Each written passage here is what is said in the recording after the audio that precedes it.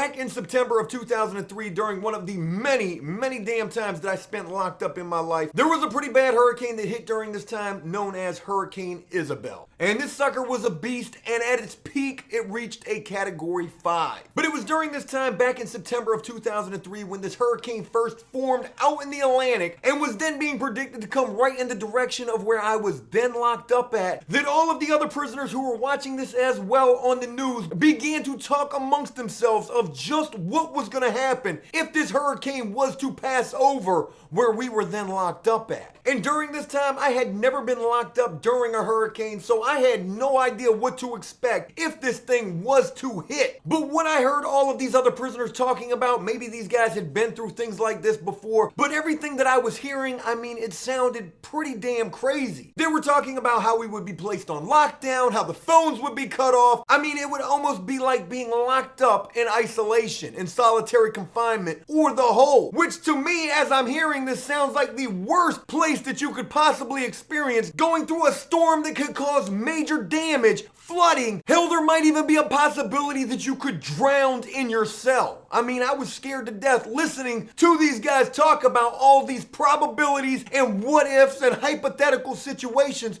that could arise if this hurricane was to hit us. But something else that I heard these guys mention if this hurricane was to hit us was that we would all be evacuated to a different facility somewhere out of the reach and path of this storm. And if we were to be transferred to another prison, then it would be like the entire prison population housed inside that prison's gym. Inside a prison gym, 1,000 prisoners to be housed in there with one single bathroom. And you know, I gotta be honest with you, sometimes I get claustrophobia, I definitely suffer from anxiety, so just thinking of being transferred to this other prison where over 1,000 prisoners would be housed inside of this little small gym with one bathroom. I mean, I was definitely dealing with some major anxiety thinking about all of this.